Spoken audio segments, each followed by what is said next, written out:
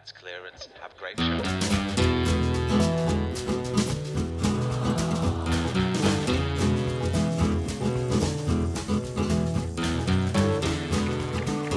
Welcome along, everyone, to Absolute Scenes, the podcast that draws on the inspiration of others, that paints a picture of the state of the arts, and is always animated in its delivery of entertainment. I am Gabrielle Shepherd, and joining me, as always, is a man who once thought that an animator was the best friend of a red-headed orphan from New York. It's Andy Barton. Hello. Hello. How are you doing today? Yeah, I'm pretty good. Yeah. Very hot. Oh my God, it's so hot. We're in the middle of the third heat wave of this year. Yeah, it's currently mid to beginning of July for those of you who are... I'm hoping you're in a cooler climate by now, but it is so hot. I don't know if anyone who knows me personally will know this, but people who don't know me, I live on a boat, and living in a steel tube in this heat is horrendous. So bad. It's like one thing when I first started this podcast, one thing that I was always adamant that I wasn't going to do was be British and talk about the weather. I feel like we've talked about it quite a lot, haven't Probably. we? But I mean, it is horrendously hot. So this week we've got Joseph Wallace as our guest, who is an incredible animator, director, writer, puppeteer person. Like, he just does many different things. I know him from the Bristol of It Young Company. We did a show together, my first show with the Young Company, Joan of Arc, on the main stage of the Bristol of It.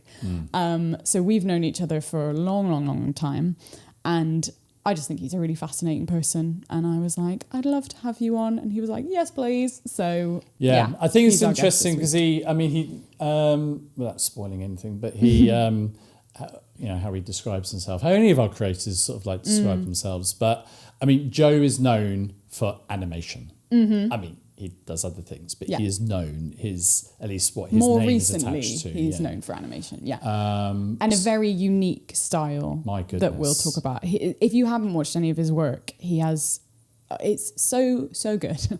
And he's got a short film that we'll talk about called Salvation Has No Name, and you can watch that on his website. So I really recommend going to watch that.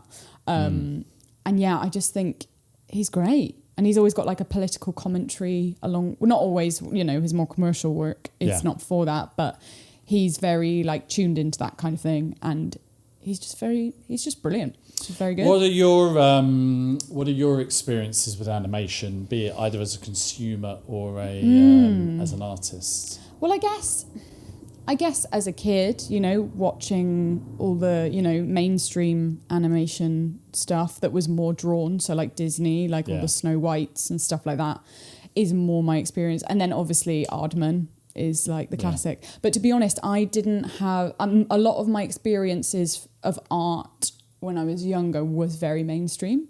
So, Aardman, Disney and that kind of thing. But I always remember watching Creature Comforts as a family. I absolutely loved it so much. Shall I do it? Go on, do it. So one of my, not even a party trick, but my sort of like, I'm not very good at impressions because I'm not very, despite the actor being not particularly great at accents. But the turtle, he's like, I'm a very busy person.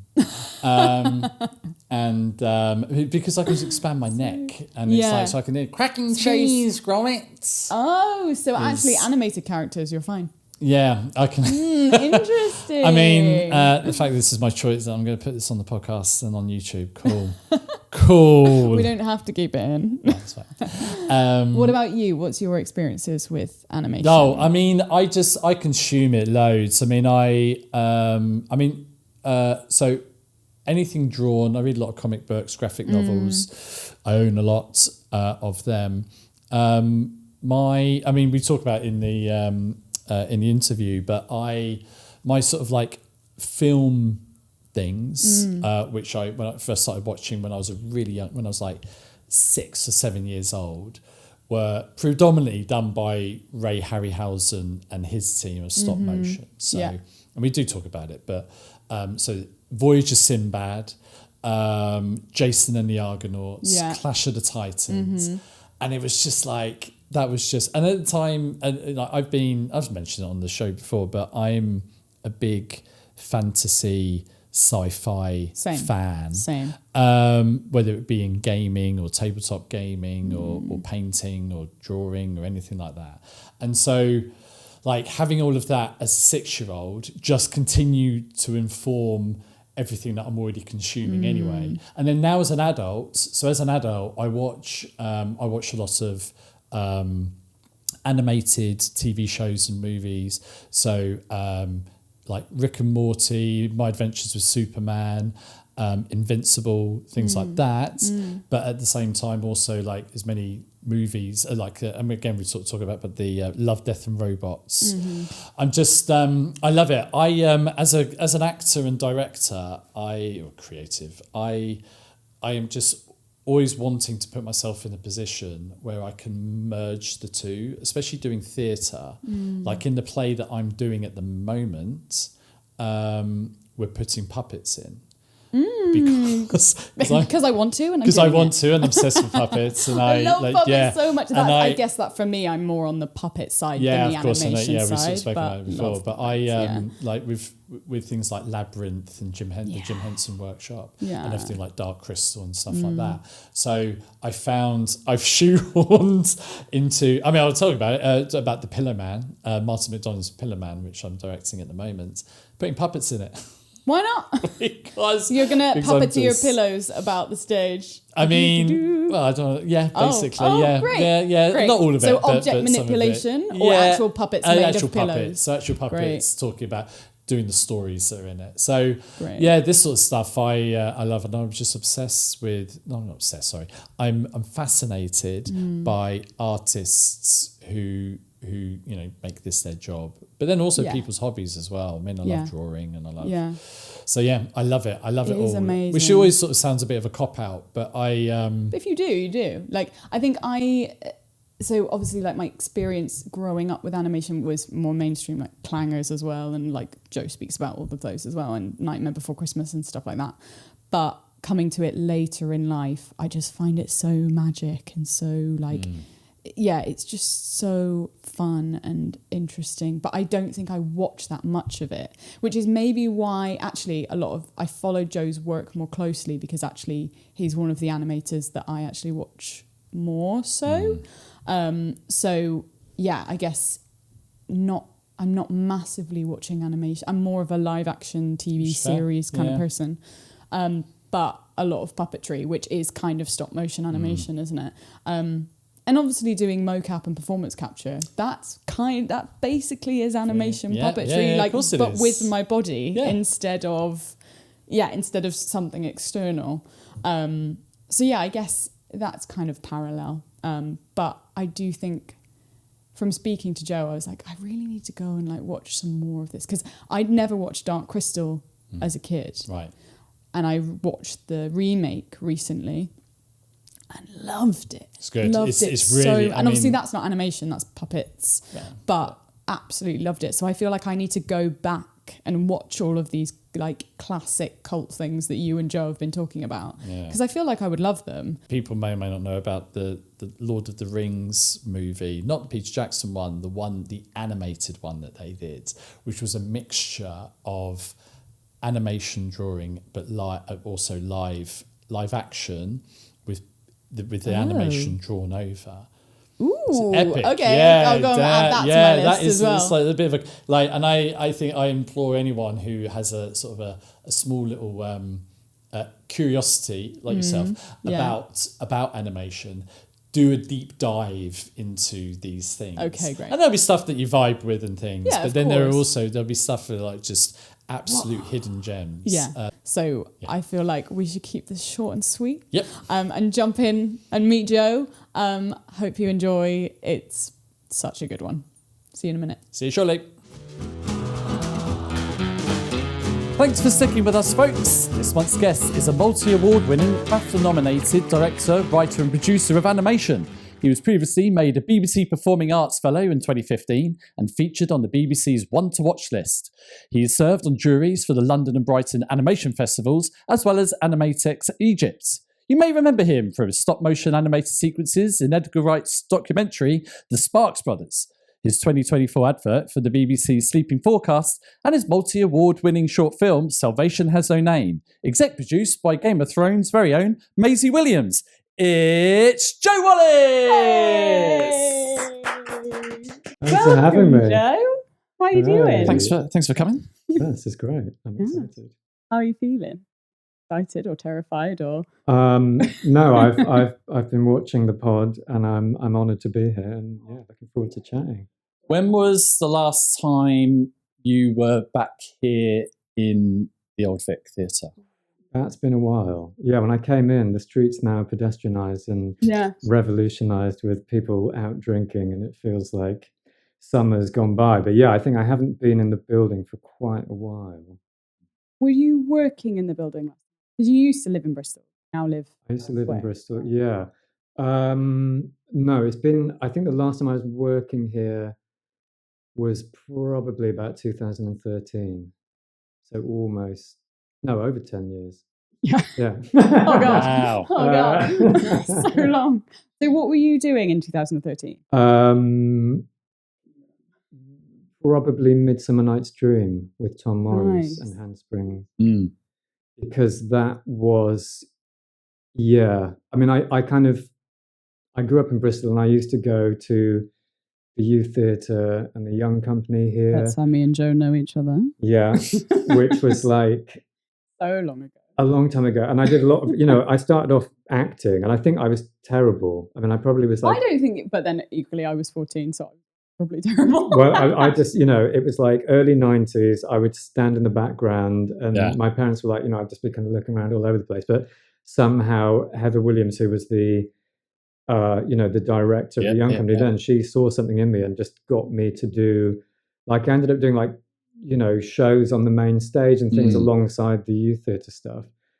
And then I got more into directing and then started like going off stage and behind the camera. Because I feel like within the Young Company, you tried out quite a lot of different things because you also made puppet. When we did the Life After, you made a load of puppets as well. So you also were sort of like trying out making as well. And I mean, the whole... Yeah, the life well. When I was directing stuff then later on, it was like a chance to just try. I mean, it was the most amazing like playground because I basically got to cut my teeth as a director on one of like the main stages in the country. When you're doing it as a kid, you're like, oh yeah, cool, this is just normal. Yeah. And then looking back, I'm like, I don't want to perform on that stage as a professional, mate. It's almost like I peaked at 14 and now I'm like, come on. Downhill since then. Theatre is amazing. Like when you're looking out at that auditorium, it's so old and so beautiful. And I remember the first time I stepped out, I was like, whoa. So, because when did you join the Young? How old were you when you joined the Young? I was 6, which is that was the age you started at that point. Yes. Oh my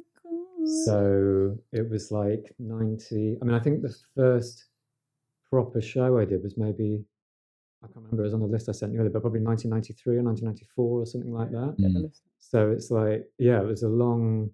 But I think there's something about, even though, so I started that when I was 6, but I knew I wanted to do animation when I was 3.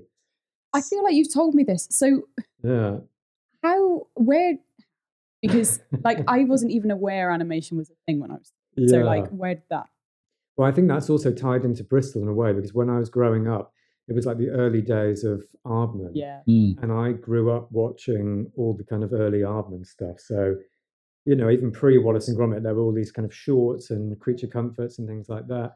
So I think I saw the first Wallace and Gromit film when I was about 3 and kind of watched it like mesmerized and then turned around to my parents. This is what my parents tell me anyway. I turned around to my parents and was like, I want to do that. Whether that meant, I mean, maybe this has been like glamorized. I want to be a dog. I want to be a dog. I want to be Fenris McGraw. I want to be a man that goes to the moon. But it was like, I don't know if it's like, I want to make, some plastic models, or I want a career in this, but that's what it ended up being. So when I was a kid, I was always, making houses out of like cereal boxes and making plasticine. And I mean, when I was a kid, I really just wanted to do Aardman stuff. I wanted to make plasticine animation, and then as I went on, I kind of found other inspirations and things. So how is that now that you know the Aardman lot and have worked with quite a bit?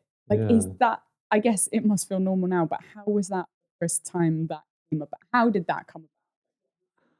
I don't know. I mean, I realized recently that I always kind of feel like an outsider artist in everything that I do.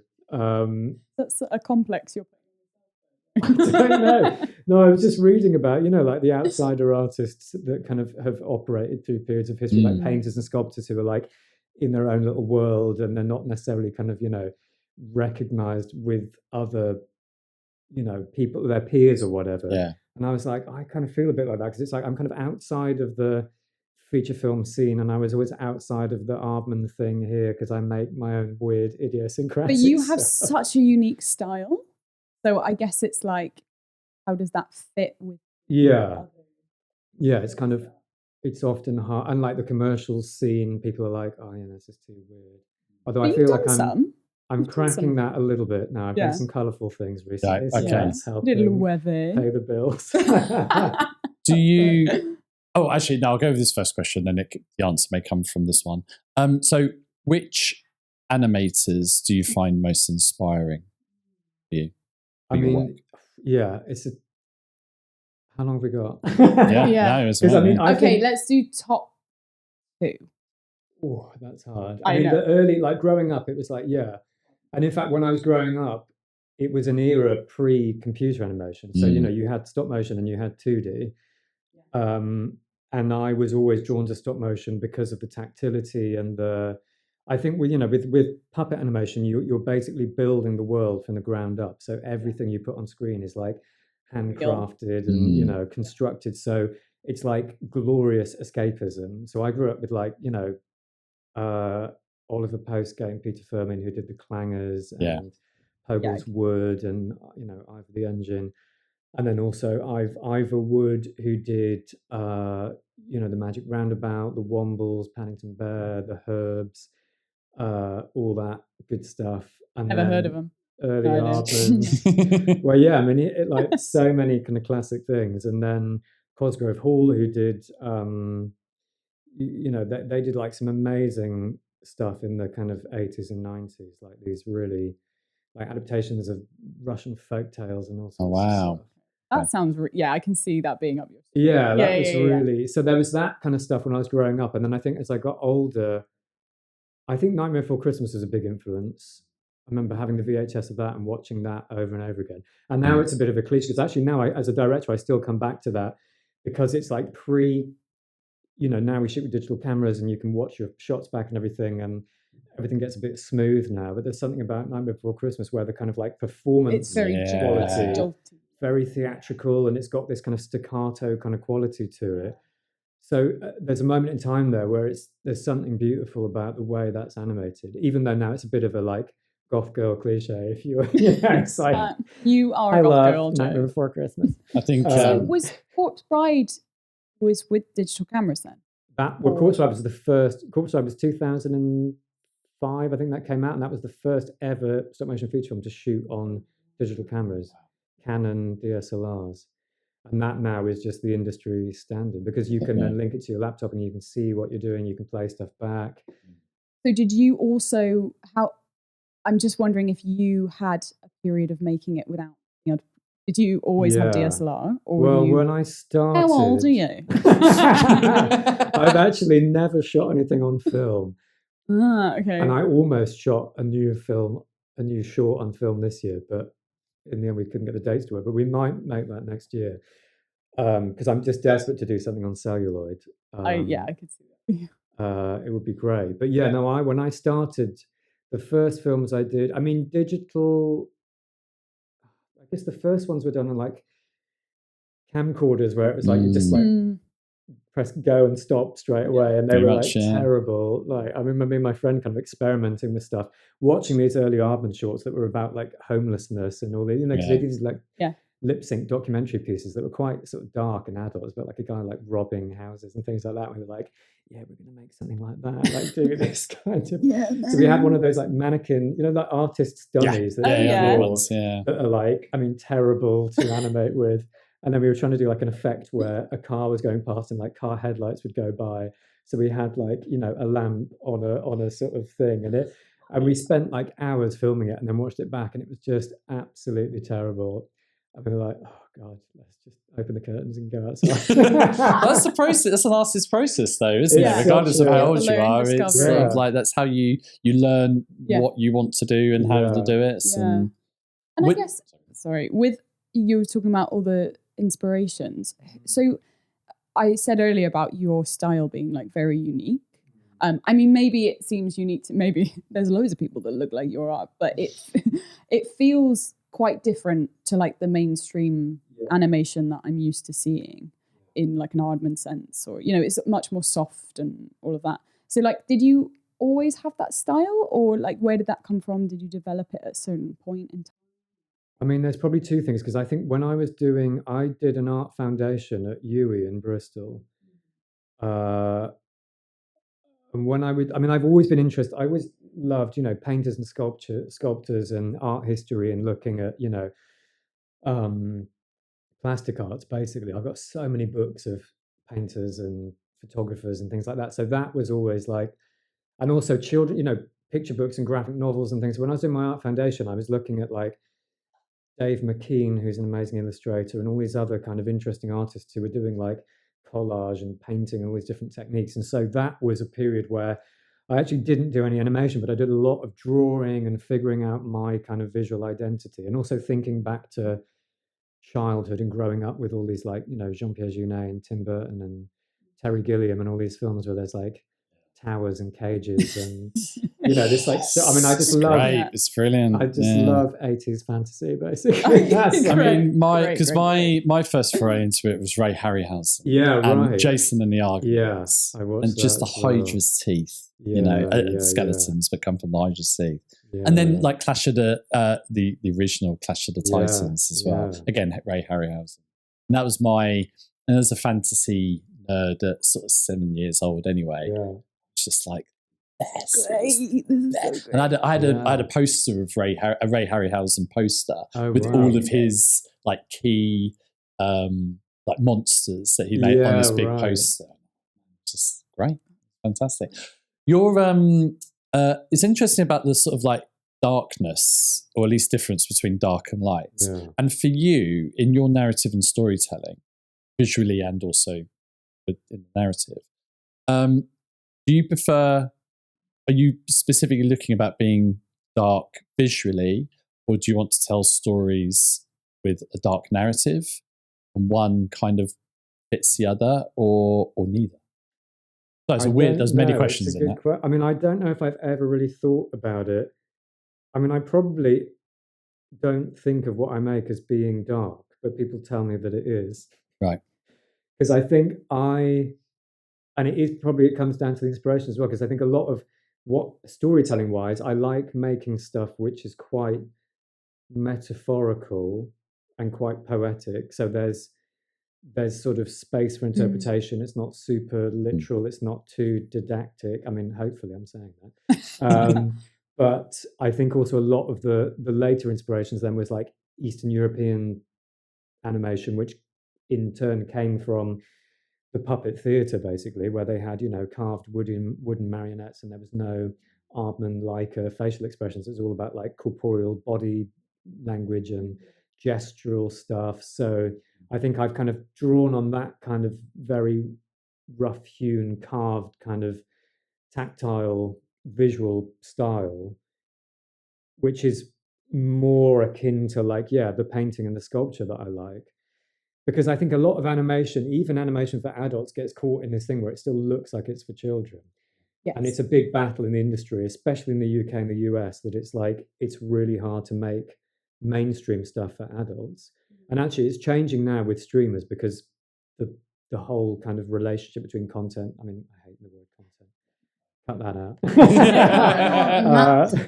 The relationship between amazing works of art, and the audience has changed through streamers, basically, because in the past, you know, it's difficult to get cinema distribution deals to all these four corners of the world, Yeah. whereas now it's like online. Do it yourself. Everyone can Yeah. reach everything. So it's like, I think we are seeing, but even then it's like BoJack Horseman and a lot of these other sort of successful animation for adult things, they still look like cartoons. Yeah. Whereas for me, I'm not really interested. I want to make stuff that my dream basically is that at some point we just all go to cinemas and we see a great film and it happens to be animated. I hear that, yeah.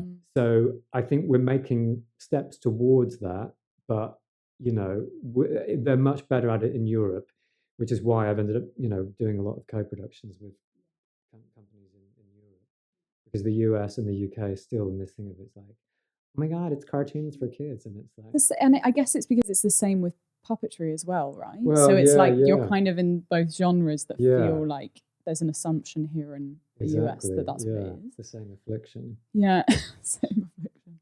I guess because you travel a lot around Europe or the world. You've gone kind of all over for film festivals, right? And is it mainly Europe that you feel? I mean, maybe because that's your influence of your style, but is there a particular part of the world that you feel creates really great animators? Well, yeah, probably Eastern Europe. I mean, I think for me, in terms of the stop motion world, well, actually, and puppetry, Yeah. Okay. it's like, yeah, Eastern Europe is just the place to be. And so whenever I go traveling around for work, I'm like, I mean, I still, you know, collect DVDs and I love real media. Yeah. So I'm always going into like, you know, weird sort of department stores in Prague and looking for like DVD compilations. And, but yeah, you know, in Poland, in Czech Republic, in Hungary, you know, they had, I mean, it's an interesting kind of thing. When you look back at like the sort of communist era, they had like nationalized film funds. And in Czech Republic, there was a filmmaker called Jiří Trinka, who was, I guess he was active from like the 40s to the 70s. And he kind of had like state funding basically within the sort of communist regime to just make constant films.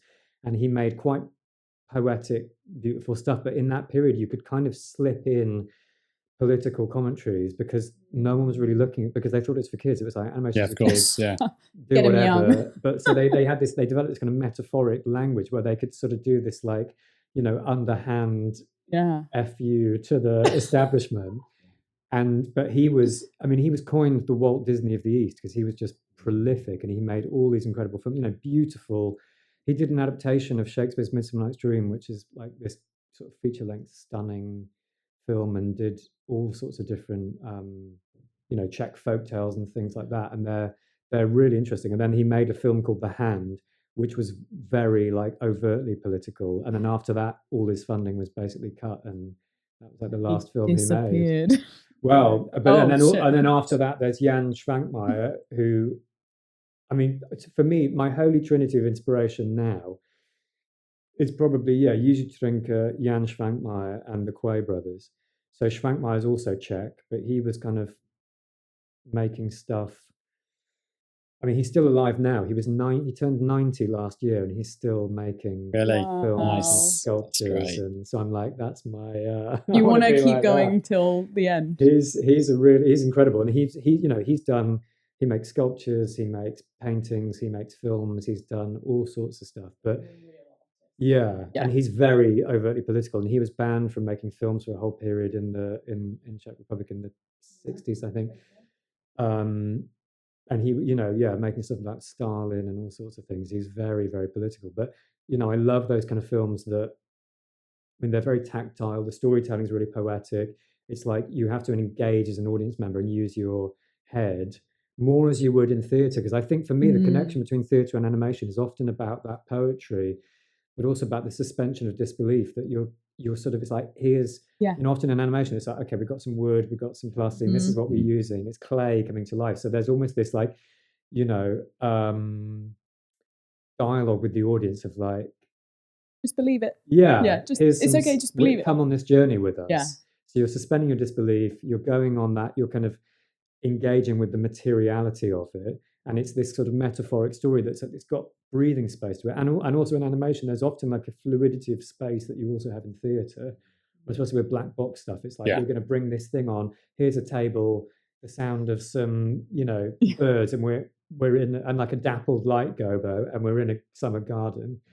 And I quite like doing that. I think, when I did theatre, the theatre I made was quite cinematic, and I liked doing cuts and quick transitions and trying to do almost like camera moves on stage.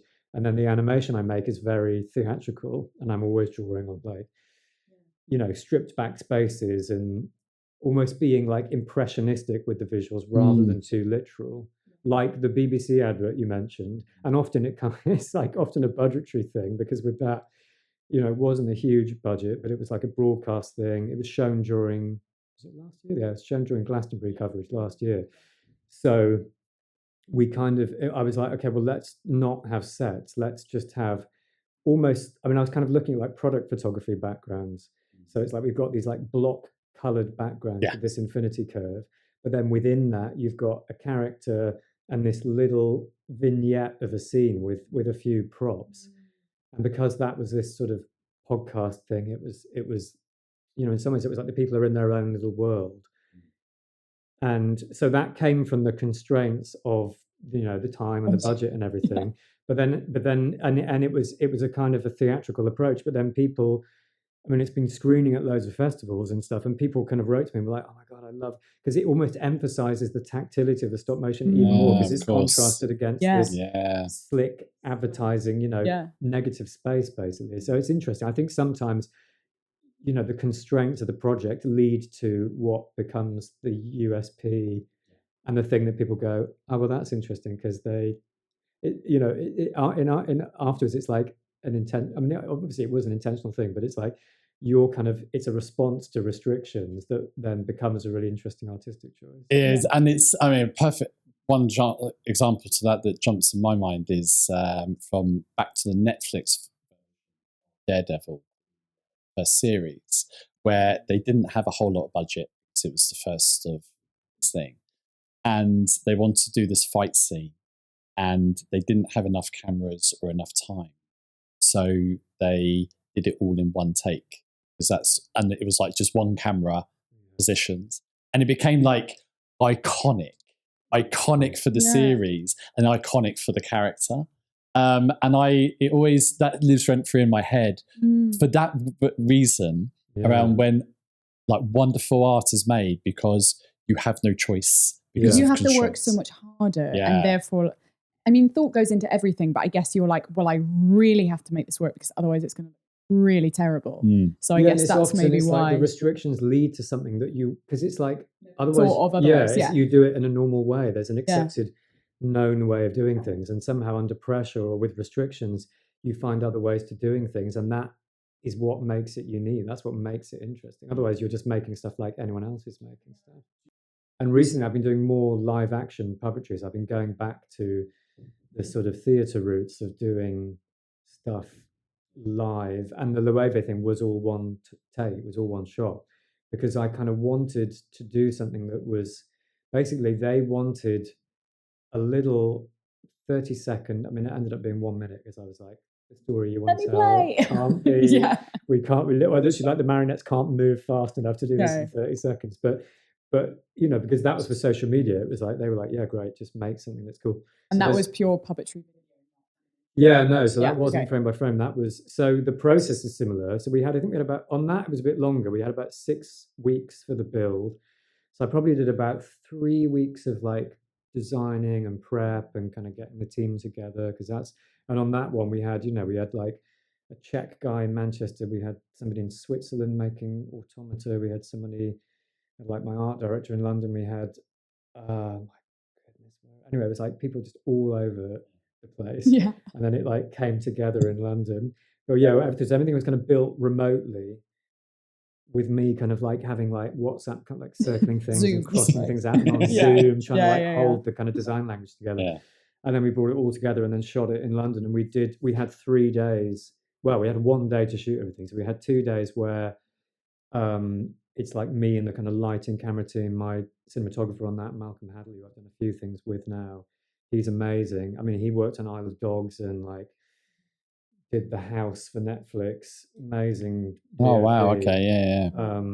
So I've been working with him over the last kind of year and a bit.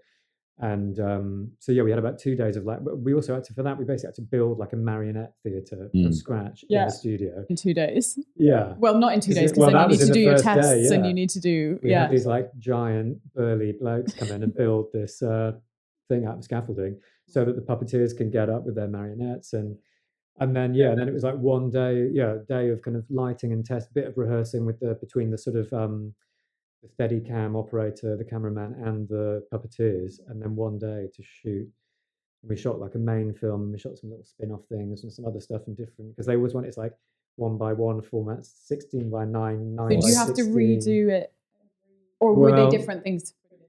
I mean, now we usually with the animation stuff, I try and shoot wide and I can capture all these different formats. But for that, because it was live action, we shot a couple of different things so that we could like move all the stuff around. But yeah, it's a funny. But I mean, there's basically never enough time. But it's interesting. I think it's nice for me to mix it up with a bit of live action stuff every once in a while, because like I said, the build time's still the same, but then you shoot quickly, and it's more like directing theater or doing like a tech rehearsal, because it's like you're there with the lights, with the people, go, and I'm almost like, and on that one actually I posted the DOP filmed me without me knowing, because I was we were rehearsing and I was like calling like, okay, now the octopus comes in and we're going to track here and we focus on this, and like.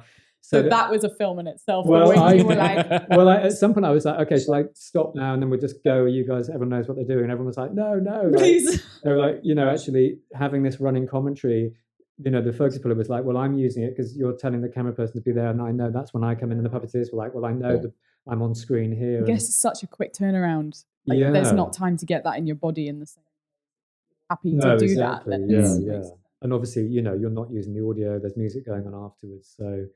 It's like, this very kind of interactive, spontaneous thing of like camera here, this here, because we had like lighting transitions and stuff. But I think we did it in about 30 takes or something. This 1 minute film. It's like gelling this whole choreography together. But it's fun. I mean, I really liked doing that. It's very different to shooting stop motion, which is much more like slow motion. Like Anne moved the yeah. As your animation and filming sort of evolves and develops over the years, do you find yourself doing more things on a computer now, or is it as much hands-on as it has been? I mean, I hate doing stuff on the computer anyway. I really try and avoid it as much as I can. But I say that I still have to spend a lot of time just on, because if I'm writing, if I'm developing stuff, if I'm like on that project, I was working remotely with people, so there's a lot of Zoom calls and things like that. I think as an artist, actually, the amount of admin, and laptop screen time that comes with being an artist, is insane. It's so much. And it's just like, this isn't what I want to be doing. Like, and sometimes I do because actually, the bigger the project is, the bigger the team is, then actually the less I do with my hands. It's interesting because then there's. Then it is more just about, because I think, when I started out, I did everything. I did the lighting, I made the puppets, I made the sets, I painted, I did, filmed it, edited it, did the sound, did the music. It was like this whole complete process. And so that was directing for me. It was like filmmaking, very like auteur filmmaking. And then as I've gone on, you work with more and more people, and then directing becomes directing, because actually the more people you have, like, everyone has questions, and you're like holding. I mean, I'm always like designing, writing, directing. That's the kind of triangle of like the vision, I guess, for me. Because for me, especially with animation, it's like the directing and the designing goes hand in hand, because like you say, my visual language is a big part of what I do. And I think the kind of carved textures and the painted style and the kind of character designs is really like at the heart of the expression for me. So that's really linked. But then the more people you have, the more it's about guiding them to make it look like I'd made it. You'd like but you're not actually, but you are there, but you're not. But then sometimes I'll do little projects where it's more intimate, and I like doing those. I like when you've had a big crazy thing and it's like you're just running around managing everything, and then to just go and do a project. I mean, I shot 2 years ago this little ident for Adult Swim that was on their, on TV. Well, I guess everywhere, wherever adult Wherever Cartoon they put Network it, is. it was Yeah. there. Yeah. And that was like shot in my dining room in Hastings. Oh, Was it just really? you? And it was just me. I mean, I had my friend made a rig for me, and someone else helped with the set. But otherwise, I basically built everything on my own, did all the props, made the puppet, shot it all in about 3 days, edited it, did all the post production. But that for me is my worst thing. If I have to do After Effects and rig removal and compositing, like, oh my god. And I managed it fine. And then the only note they had was like, can we add like a candle flame on there was like a gas lamp thing. Right, yeah. And I was like, yeah, okay. Okay. I don't think And I then can do and I managed that. because I'd had all these other little bits of compositing because he was like stamping, and I'd done these I shot like a big clay thing and then shrunk it down and put it in, and I'd managed to do all that fine. And then this little candle was like, oh my god, it was just like Did you days manage of- it? Yeah, I mean, I did it, but it's like that's not my forte. Yeah. I love doing things. I love painting. I love sculpting. But I love digitally painted.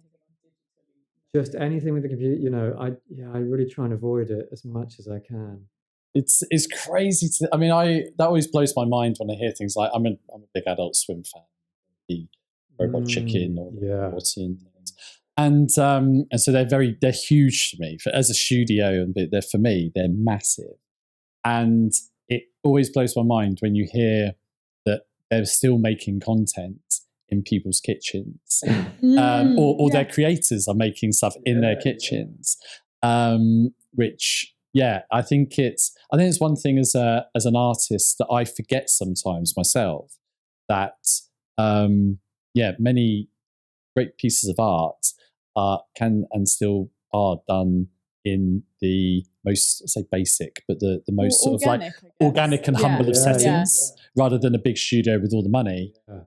But it's nice for me, I think, to go between the two because like some of the commercial stuff, is done in big studios in London, and we have all sorts of gear, and there's a runner in there's well, if I'm lucky, but there's lots of people, whereas then it's actually really nice, other than when cameras and laptops go wrong, but it's really nice to just be like on my own. I've got my podcast on or whatever, and I'm just like I'm just in the zone painting and sculpting, and like no one's kind of interrupting me. It's nice doing both, and it's quite good, a good reality check to do that as well. So you're currently developing your first feature film, is that right? But I say currently, it's been going on a little while, right? Yeah. So how is that fitting in with what we were just talking about with the art? Because obviously you've done lots of shorts. What's happening with that in terms of like how are you feeling like it's more organic, or is it bigger? Are you allowed to tell us anything? It's very exciting. Yeah, I mean, listen, the feature is like, this is a big dream. And I think for me, because I used to do theatre and I used to direct basically feature length stuff. And so you're working with writers and dramaturgs, and it was like, okay, we're telling hour and a half, 2 hour story. That's always been in me, I guess, as a sort of like storytelling format. And I think a lot of the shorts I've done, or certainly with Salvation Has No Name, it was like a big story that I was telling and trying to sort of like condense, condense into sort of 15 minutes. And I mean, I don't know. Yeah, maybe it was too much story, but I think I've always had this ambition it worked really well. Thank you. I have to say that. But I think it did. I really enjoyed it. But I guess also that felt like it went really well in terms of, right. So has that affected, because you started developing or not? No, I started developing the feature kind of during Salvation. Okay. Has that helped get it rolling? I think Salvation for me was as an exercise, as a career exercise, not to make it sound really clinical, but it was like a chance to tell a longer story. Because I guess all the films I've made, all the shorts I've made before that have been made basically with no money. They've been made subsidized by commercial work or part of, a collective in the south of France or whatever. Yeah. So it was like, Salvation was like, okay, I'm actually going to try and get some money together and make a film that's a bit longer, use lots of connections from the theatre world in terms of voices and things like that. but also, I mean, it was a really interesting piece because I often in the past, you just sort of make stuff and then you put it out there and you're going to make it in your, in the dark room. Yeah. And then you put it out and people watch it. Whereas with Salvation, I really talked about, I'm making this film. We pitched it. We had, all sorts of people get involved who, because it was like, I'm making this film. People are like, oh, I can lend you some equipment. I can help with this. So it was this really, and we did Like because, community. yeah, it really became, my producer really encouraged me to make this Instagram account. We had that. There was a few of us, posting stuff on that. And then COVID happened and we did a Kickstarter. And so that built this whole audience in itself. So we had a lot of, goodwill and generosity. And I think because that's, it was a film about the refugee crisis and about what was going on in the Mediterranean. And that's not often told in animation. And it's also like, there's not often adult independent stop motion films made in the UK. So we learned every reason why that's not the case. Yeah. But that was kind of, it was like a stepping stone towards doing the feature because it was like, I want to do a dramatic adult narrative in my style, in this kind of, quite artistic, sort of sophisticated sculptural style. Yeah. But something which is, a real sort of, drama. So that was kind of, a stepping stone. And then the feature is, I think it's out there already. It's a stop motion Western. So The Vandana Sisters? Is that right? Yeah, it's called the Vandenberg Sisters. Yeah, So that's close. the working title. So I've pitched it a couple of times in Europe. I've got producers on board at the moment. I'm writing the treatment, and we're raising finance to write the script, and then kind of take it to. So it's quite early days. Yeah, I mean, I've already been working on it for about 3 years, I guess. But it's like, it's a feature. It's a feature film, yeah. So it's a whole other, and also because it's a historical period piece, there's a lot of research. It's a period, it's set in a period of America where, there's all sorts of stuff going on politically, culturally, in terms of, indigenous people. You need to hit it right. Settlers, it's a real. There's a lot of nuances, also around gender and identity, all this kind of stuff. So, but it's really exciting to be putting energy into something which is longer. But it's also, it's a really hard space, and we're in a world at the moment where there's so much political uncertainty and turmoil and conflict that, it as a market, everyone's very hesitant and very guarded. So it's a difficult time to be trying to make an adult piece of animation, to be honest, and be a feature film, which is kind of trying to do something a bit different. But I'm really passionate about it, and I think there's a lot of we've kind of gathered a really good team around at the moment. So is there some of the team from Salvation come over to the feature? A little bit, yeah. I mean, eventually, at the moment it's more like producers because that's kind of the stage we're at. But eventually, there's lots of people. And I think with Salvation, I met so many people in the industry who maybe, I knew a bit, but that project, people saw the images and they saw the film and helped out. So there's, I kind of met a lot of people through doing that, which has been really nice. You were like, so I've also got this idea for a feature. Yeah, exactly. Was that at least the story of them? I mean, obviously the narrative comes from yourself and your research, but that time period, was that something that you'd randomly stumbled upon, or is it something that you've actually been edging towards because of your own interests? Well, I mean, I've always loved Westerns as a genre, and it's, for me, it's a really interesting period in terms of looking at, contemporary America as well, because it's like the beginnings of all the kind of issues you see now. You can kind of trace back to this lawless kind of strange period. But I'd also done, when I was in working with the Young Company, I'd done this show called Narcissus and Echo, which was basically transposing this Greek myth to the American West. So, and I co-wrote that. So that was like this whole, really diving into this period and looking at the tropes and the kind of, the cliches and the narrative structures of the West and everything. So it's something that's been there for a long time. And I think this was Yeah, when I was doing Salvation. And in fact, it kind of came from when we were shooting Salvation. There were lots of like desert landscapes, but that was more like southern Europe, kind of southern Spain, Italy, that we were kind of going for. But then I was like, there was a few shots, and I was like, wow, this looks like a western. And I was like, God, it would be great. Yeah. To do To something like that. finally do the Western. Yeah. So technically, you've been developing this since like 2010 when you did Narcissus and Echo. Yeah, yeah. Well, yeah, God, that was Obsession. Yeah, exactly. Yeah. Oh my god. So, what is there, if anything, what excites you about the future of animation? With all that in mind.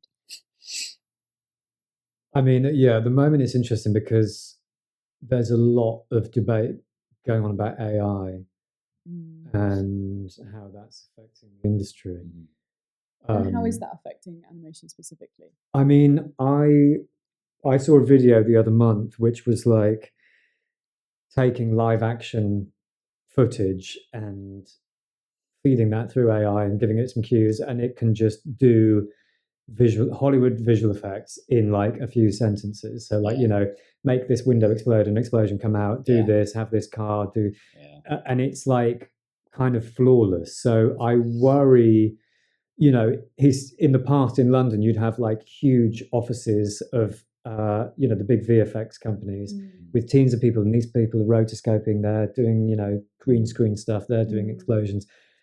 And that may well be gone in a couple of years. But something I'm noticing with the video game industry is that everyone is actively pushing against AI. Right. So I also think a lot of the artists are pushing against, but I also think a lot of the audiences are pushing against AI as well. Obviously, it's not everyone, and obviously the big studios probably want to cut corners somewhere. Like we use AI for this podcast. I help it generate the captions. You help with a bit of the editing. Like it is a helpful tool because, especially if you're a 2-person band, it has a place. But I think in terms of something like that, where it just completely eliminates an entire group of people's work, I think there's actually a lot more like fighting against it. Like there was a movie poster recently that there was a huge backlash because audiences thought it had been generated by AI. Oh, really? And it might have been Disney. It was Wicked.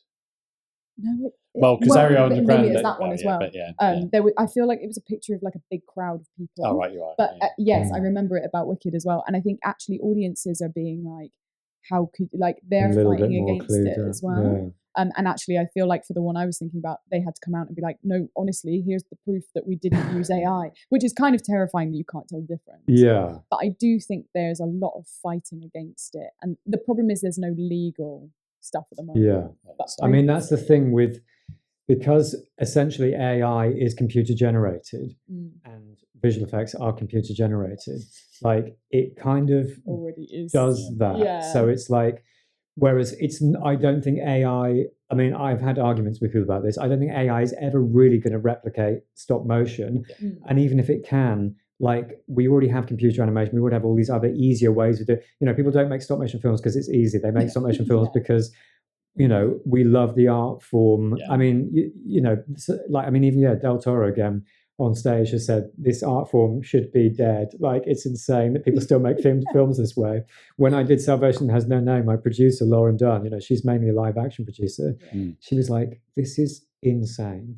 I can't believe what we're doing. The amount of time and resources and like you say, move the finger. It's so like the micro and the macro of that kind of thing. But it's like those kind of films. I mean, I spoke about Nightmare Before Christmas. Or Coraline, same director, Henry Selick. Coraline was re-released in cinemas last year, I think, and it just blew the box office. Millions of people went to see it. And they would have probably already seen it as well. They would have grown up with it or whatever, but those kind of films, there's something about stop motion, and it often does tend to be a little bit dark, a little bit quirky, but it's like they somehow resonate with audiences so much in a way which, Zootopia or whatever, I mean, the Pixar films are well made, they're good stories, but some of the other stuff is like, you just don't feel the same way about a CGI generated rabbit to how you do about, this, you can sort of feel, you can feel like the animators performance Yeah. that's like the physical touch of an animator Yeah, taking when this you see the puppet and fingerprints moving in it frame by play, frame. It's- Yeah. I mean, not for everything. There's like a sort of tactile, sensory experience that you have as an audience watching that you just don't have with. You're definitely going to not have with AI. Anyway, I don't think I answered the question. Yeah, I was you like, told me what you're that's what worried I'm about not for the excited future, about. but you've not told me what you're excited Well, I about. suppose that kind of leads on to, I hope, in these moments of kind of crisis, or like when photography was invented and everyone was like, well, painters, hang your brushes up, that's it now. Yeah. I think it's like that. And again, the same happened when CGI was suddenly a viable thing. Toy Story, there was this period where it was like Tim Burton's Mars Attacks was going to be done with stop motion aliens, and Jurassic Park was going to be. There was a similar period. Jurassic Park was going to be done with stop motion dinosaurs, and they then both went to computer animation because it was like it's possible. But on Jurassic Park, all the stop motion animators trained the CG animators because CG animators didn't really exist then; they were just technicians. So I think in this moment in time now, I hope there'll be a similar thing where it's like with all the CGI and the AI and everything else that's going on, there'll be a desire, or like you're saying, there's a pushback from audiences, there's a pushback from people to people want to see, like the Loewe piece, something that's shot in camera, there's no visual effects, there's no stitching together, it's like hand-carved puppets and, worlds that we're constructing, or painted paper, and that sort of tactility and artistry, I think really now has even more of a place than ever. And exposing the artifice goes back to the whole theatrical thing. It's almost like that kind of style of making stuff is even more appealing now because of the, clinical, computery stuff we're being pumped out. Because you can tell when it's just made by AI. I know a lot of people say this, and when I first heard people saying it, I was like, can you? But something just feels slightly off. It's like the way when you watch like live action footage, although actually no, I did see one recently that was absolutely flawless. But generally, when you watch these Mid-Journey trailers, people are kind of like, I mean, it's only going to get better, or something. But I don't know. It just feels like it's slightly missing like a soul. Yeah, that's what it feels like. Exactly. And it's the same in even in any sort of visual effects as well. Like there's some movies where they have that one shot and the camera tracks between a set of banisters and then moves throughout the house, and it's very clearly CGI. But then you go to a film, I'm going to reference David Fincher again, Panic Room, and there's a tracking shot where it goes through the apartment. And it goes through the house, and then it goes off the landing through through banisters, and then down into the sort of like lobby area of this big house, Jodie Foster's house. And they did that by constructing the banisters that split. So as the camera's coming through and going between the banister, it then came off, and doing stuff and it's like, I love watching the Stephen Graham stuff where they do it in one shot. Oh yeah, with adolescents. I love one shot stuff, and seeing behind the scenes of that is so good. I know what you're going to say. You know what I'm going to say now, don't you? It is time. So we're going to now. So I'm going to stop rabbiting, and instead we're going to go to your absolute scene. Your scene that, I don't know, sort of like gives you inspiration, or that you return to whenever things are dark in your creativity rather than your narrative. But anyway, it can be, and many people have heard this for many times, but if you're listening for the first time, this is a scene from a movie, or maybe a TV show, or even a chapter from a book or a song, but also maybe even a scene from theatre. That we always ask our guests to tell us about and give a reason as to why, what it does to them and helps inspire their work. So, Joe Wallace, what is your absolute scene? Okay, so I struggled choosing one. Everyone says it. They're like, do you want me just one? I know. I mean, because there's so many that come to mind from all the inspiration, we've spoken about already. And I think for me, it's like, it had to be something that sort of combined different mediums together, because I think that's like something that I love doing in what I make is like, let's put actors and puppets and stop motion and this, that, and the other, and different techniques, and how you can tell stories with different techniques. So, I was thinking about Beetlejuice, Tim Burton, that was like a big one. The kind of, the prosthetics and the stop motion, the actors and all of that kind of stuff. But equally, I could have chosen, a scene from The Wrong Trousers or Nightmare Before Christmas where Sally falls down and then breaks apart and stitches herself back together. Only an out one, Joe. But Keeping like, so here's all these amazing ones. Little footnote. But actually, one I thought about was a theatre one, and maybe it's because I was thinking we were coming to Bristol Vic, and there was a company, they don't exist anymore, but a company called Forkbeard Fantasy, they started, I guess, in the kind of 60s, 70s, and they were a theatre troupe that mixed live performance and animation and projection, and they were very surreal. I mean, I think Terry Gilliam was their patron for a while. So that gives you a bit of a sense of the kind of tone. It was sort of fantastical. They did they did some political stuff, but it was like they explored, like climate change and science and all sorts of things. And they did a version of Mary Shelley's Frankenstein that I saw here at Bristol Vic must have been late 90s, I guess. And it was directed by Andy Hay, who was the artistic director then, who I also did a couple of shows with as a child actor or whatever I was. As a 6-year-old. And it was just this like bonkers piece. It was an adaptation of Frankenstein. And it was like, and I think Handspring have done this kind of thing as well in their work, where you're mixing like puppets and actors, but the actors are in prosthetics and they're moving in a way which is very stylized, and then the puppets are there as well, and it's like all these languages kind of come together and make this kind of world where you're like, I'm totally believing and investing everything. Elements, yeah. And so there was this scene where there was a massive storm outside, and it's like a weird one because it's quite like foggy in my head because I don't know. Yeah, I mean, I must have been 10 or 11 or something like that. But there was a storm outside, and the set was like this huge kind of, because I think it happens on the banks of Lake Geneva, right? So it's like this Swiss house, and they kind of built this like wonky Tim Burton-esque house. The set was it in the main house? In the main house, huge thing, trapdoors, windows, ropes. Like there was a fireman's pole, all this kind of mad stuff. Amazing. And so I remember like blue lights outside, storm outside, all this kind of crashing and thunderstorms, and then the Igor character was this like big prosthetic sort of thing with an acrobat inside. So he was like swinging around on all these ropes, and then the guy who was playing, now I'm going to forget the names, but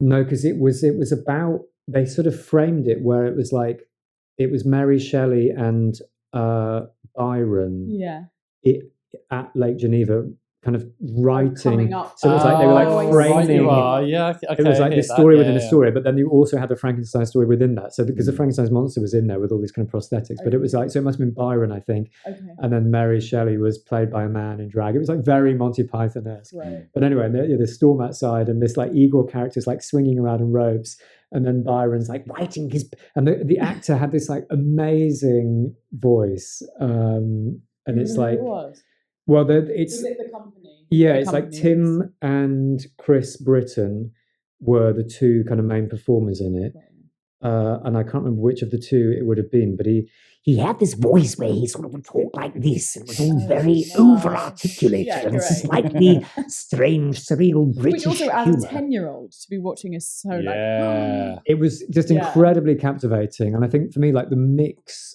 of puppetry, projection, they had a thing where they called it like crossing the celluloid divide. So they'd basically be like the celluloid divide. So they would shoot on 35mm and then they would project that on stage. So at some point, a character would just walk behind a screen. So the live actor would go behind this projection screen, and then they would appear in the projection. Wow. But obviously they're then in a field or something. And then they would like, so they'd go from this on stage to then running up a hill and grabbing something, coming back down, and then re-entering the theatrical space. And it was just amazing. Like, and that kind of stuff's fine as a trick. But the great thing was they built it all into the storytelling. So it was like, so it wasn't like, here's our one thing that we do. Yeah, it wasn't a superfluous thing. It was like really, and I think that's for me, when you're making film or theatre or whatever it is, if you're using different media and you're using different kind of techniques, there has to be a reason for doing that. There has to be like a kind of logic to the storytelling that like in Salvation, we had these kind of like memory sequences or like inner desires that were told with like paper cutout animation that was different to the stop motion animation, to kind of give this sort of like internal metaphysical headspace that was different, that gave you these little bits of breathing space amongst the main drama of the story. So yeah, basically Fort-Bid Fantasies, Frankenstein, storm sequence. I mean, it's amazing because I always think about sort of the things that influence me in that respect, and it's just as much about the context of where I am in my point of life, as to just the scene or the thing that I'm watching. And especially when I was 10, 11 years old and seeing stuff at that age, and I was just like, things would just blow me away. And then, 33 years later, they still just live rent free in my head because they just did that. Because because I often think the same thing about like my absolute scenes are years ago. And I am like, I wonder if I'm misremembering it, or if it would affect me in that way if I saw it now, but I think it doesn't actually matter because it's it's about the feeling, totally, and that what you inspiration, And sometimes I've rewatched something now as an adult, more informed about the world, and I've been like, oh no, I used to love that, and now I'm like, ooh, I shouldn't like that. And it's I think sometimes you just should leave something in a beautiful box, a little fuzzy memory, because it also sort of like stews with all these other things that you're watching and doing at the time, and it kind of creates this little nugget. Speaking of putting things in a fuzzy box, we should stop. Yes. So we've got one final question. Let's put me in a fuzzy box. This has been so good. I've really enjoyed it. So Joe, the final question is, what's the question you wish people would ask you? Didn't think about this.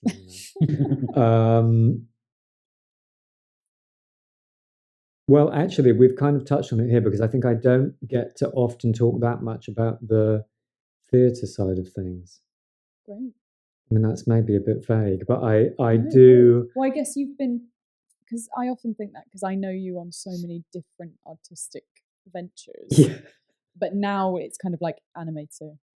But actually, Well, although I don't call myself an animator because I don't really animate. But you create animate. So I write and direct. Because I don't. I mean, I haven't. I did. And I animated one shot on the BBC thing. Basically, I only animate under duress and necessity now. Basically, is that because you don't enjoy it? Or well, I always say like I'm not the best animator, but people always tell me I am good. Is it because other people are doing it for you? But it's like I just I'm more interested in directing and writing and designing and all that side of it. The storytelling, and it's like if you're doing a big project, you can't animate because it's like then you're animating and you don't have you can't go around everything else. It's kind of it's like it's such a different when you're animating you have to be so focused on one tiny little thing. And so do you? Sorry, going back to talking about theatre. Do you haven't done theatre in a little while? No. Do you miss it? Do you think you'll go back to it? Or do you feel like you've got the theatrical element within your work and it's... I don't know. I mean, if somebody got in touch and was like, I think I stopped doing theatre in a way because I couldn't really make the kind of work I wanted to make on not much money. Fine. And I also had a weird business model of like doing theatre to pay the bills and then doing animation on the side, which was not very wild. How did you make any money in theatre? I still don't make any money, so I think I'm just not a very good businessman.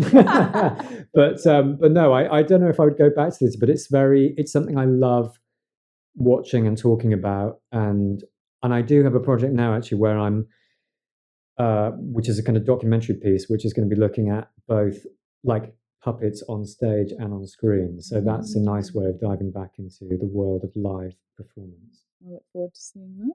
Great. Okay, well, thanks, Joe. This has been so fun. Yeah, it's been brilliant. Amazing. And we've probably answers. chatted for way too long. Yeah, it's okay. It's all good. It's fine. But thank you so much, everyone, for joining us. Thanks for watching or listening or however you're joining. And I've been Gabrielle Shepherd. I've been Andy Barton. Joseph Wallace. Thanks for having me. Thanks, Joe. Bye. That's clearance. Have a great show.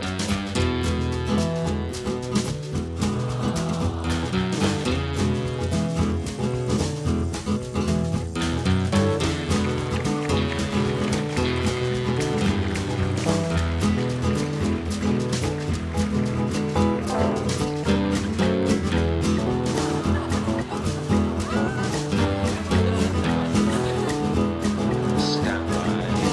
Like you six. Well done, everybody.